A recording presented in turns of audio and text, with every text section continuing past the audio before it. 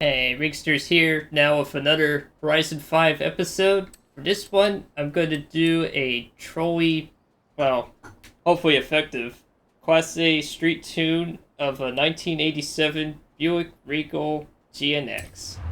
When this car was new, pretty much shocked, well, at least in America, it shocked Corvette owners because it had a turbo V6 that could keep up with it, at least in a straight line. I'm not sure about the handling part, but it certainly could keep up with quite a lot of vehicles back then for its day. So in this one, I'm going to show you how to do at least a more effective troll build of a car that most people point at and go, dude, what? So let's get started. So first thing, of course, to do is go to the tire compound. And let's see if I can put on semi-slicks here. Yes, I can. So, what it starts out is in Class C. Go to semi-slick, you can go to 690. So that's good. So we're already almost at A. Let's see if we can make the tires bigger as well. I think I'm going to make the front maximum width. And also the rear. Oh, you can make those maximum width too. I'm going to do 335s instead of 340s. It normally starts out at 255. That's a bit small for cornering. We're going to max out the tire width. So that part's pretty straightforward.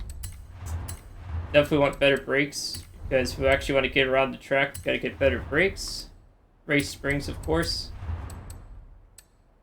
Does that even add a point? No, it doesn't. Sometimes these roll bars, when you add those in, they do add a point. So I'm just going to slap those in there as well. Now weight reduction. Let's see here. It goes with 713 to 741. What's the second reduction? 311. Yeah, I'm going to do the 311 because we've got to add some power to this vehicle as well. But first, we got to also go to transmission. It's always a good idea if you're doing manual or semi-automatic to do the transmission. Now I'm actually going to try something a little different for this tune. Usually you want to get like the race transmission or the 7 or 8 speed. The 9 to 10 are not necessarily bad per se, but for this car I just don't think anything higher than 8 would really help. Because, you know, it's going to be an A-class too, and I don't think an extra gear or two after that point of 8 doesn't make any sense. I'm just going to unlock final drive tune for this particular one. And we're going to keep the driveline stock. Differential is easy, just put on race if you want to make it a street car. And for engine, I think the camshaft, yeah, it goes from 735 to 772. Wow, that's really expensive, but that's going to be worth it. Exhaust, of course, always worth it because it makes it sound nicer in my opinion. Pistons is always a good choice. You have spare points for that. Intake. Yeah, they reduce a little weight and add a little power. That's always helpful. What else we got here? Flywheel. That's good for reducing weight. So I'll do that there. And valves. Those are always good. Let's put that on there. Getting near the limit already of what this car can be for A-class. Displacement's also a good thing. It also increases the red line as well. As you notice this little bar graph right here. When you start at stock displacements, it's like right about here. When you go to race, climbs up just like about there. Maybe more like here, per se. That will definitely help. And then that's it for A-tune. If I go any higher, it goes to S1, which I don't want to do. See if I can sneak. No, you can't sneak any more parts. No, at least not there. Maybe the driveline. Now that I think about it, we can see. Oh, good. So I can still reduce the weight by 16.3 pounds there. Sometimes you can do this in 5 more often than in 4. Is if you run out of like spare points, sometimes you can get away with like adding extra tire diameter, drive lines, and that kind of stuff way more frequently, which is a nice change. Because normally that would have put me in S1 if I didn't do that. Alright, so let's buy these parts here. So we go from 3,500 pounds to 3,084. Power goes up by 167, and the lateral G's go from 1.1 to 1.6. Now, the reason why it only cost me 9,000 is because I'd done a test tune of this before. But, I'm going to try something a little different, you know? I like tuning these old cars and just making them go fast. So let's go into tune here. The gearing is atrocious. It's like literally off the charts. I need to tighten that up a bit with the acceleration. Oh. You only get 4 speeds. Oh boy. Wow. This is going to be interesting. I rarely drive cars in this particular game with 4 gears. This is going to be a really weird build. Something out of my comfort zone, that's for sure. Let's see what else we can tune here. Springs, just make it a little higher. That'll help. Brakes, so reduce the pressure to 90%. Yeah, see, look, the stopping distance even goes up a little bit from 60 to 0.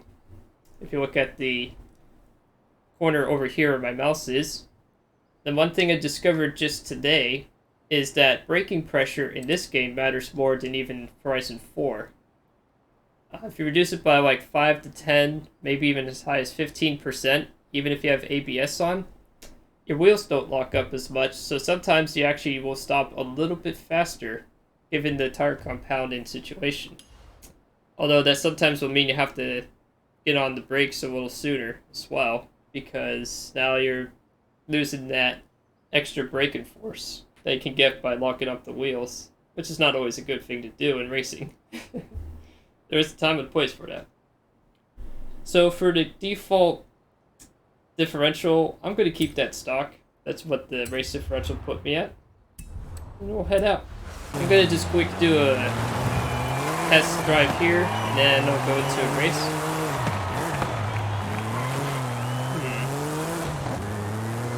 Alright, first and second is actually not bad. Let's see what third is.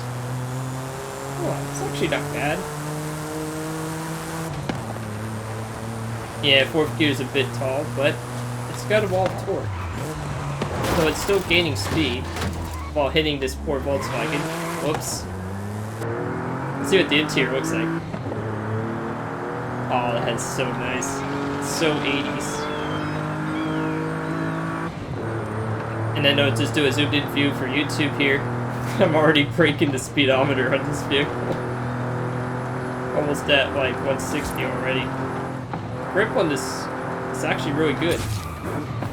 So it was worth putting those semi-slicks on instead of using downforce, like I originally did off camera a few days ago.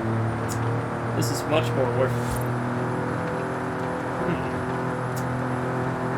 Going 150. This is not bad. This tune, the default differential tune, is actually not bad. Might need to tweak with it a little bit. And yeah, in real life, the GNX, also most of them, not all of them, but a lot of them were painted black. Which at the time, you know, kind of was like riding off the popularity of Star Wars, the original series. Darth Vader look. Which is cool. So, I'm gonna see what kind of race to do real quick here. Yeah, let's do that sprint right there. So I'll see you in the race. Be right there. Alright, and I'm back. So, I did some tuning on the way to get to this race, and I found maybe 405 gears is better than 4, because 4th gear was a bit too tall. And also, I'm also bumping the camber from the default value to -2, and I'm reducing the front camera to -1.5, because I found it was understeering a little bit too much. Reduced the roll bar for the front just a smidge, and the rear I kept the same. Kept the springs the same. Dampeners are fine for now, and the brake pressure I went back up to 92, and I kept the differential stock. That's the changes I made just getting to there, so let's get started.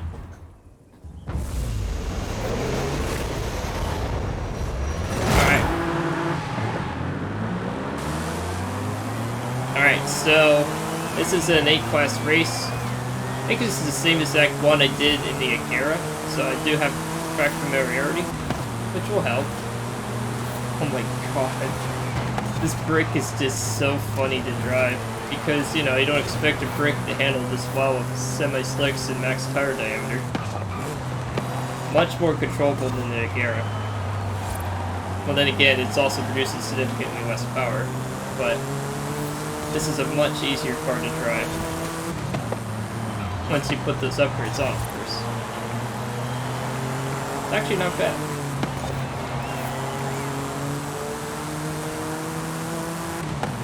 Okay, there we go, we got into overdrive.